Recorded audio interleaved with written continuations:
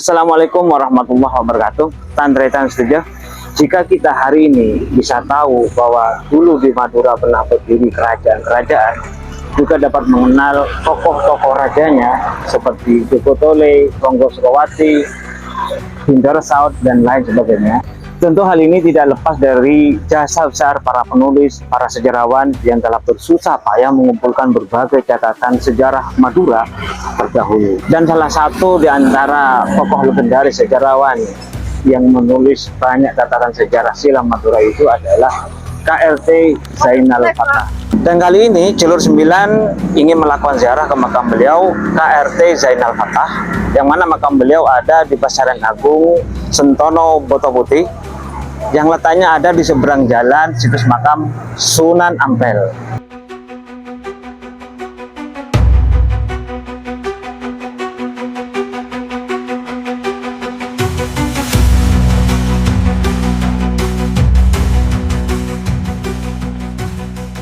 Nah, sekarang kita sudah masuk ke dalam dan makam beliau itu lurus masuk ke dalam.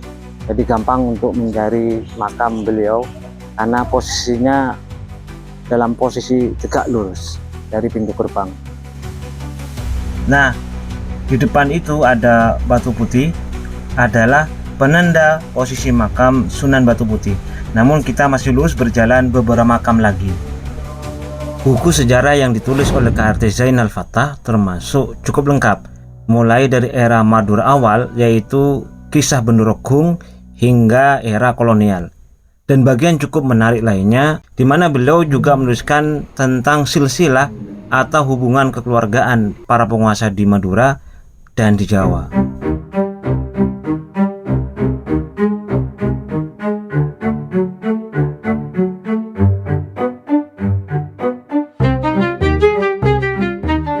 KRT Zainal Fatah dimakamkan bersebelahan dengan sang istri. Sayangnya, tulisan nama beliau mulai banyak huruf yang terhapus. Ditulis bahwa beliau wafat pada 25 Januari 1961.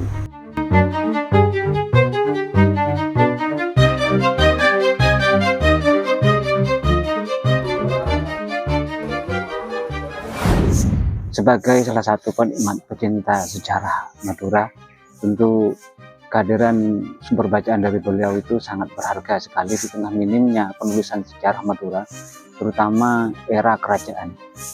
Dan dari itu kita mengenal tokoh-tokoh misalnya seperti Joko Tole dan perkembangan sejarah klasik di Madura. Dan saya sangat menikmati tulisan beliau, melengkapi dari berbagai sumber-sumber lain seperti Abdurrahman dan penulis-penulis Madura lainnya.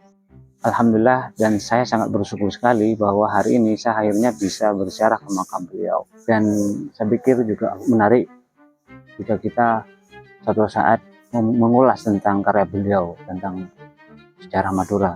Karena kalau saya membaca dari gaya tulisannya, beliau ini sangat besar untuk menuliskan sejarah yang beliau ketahui.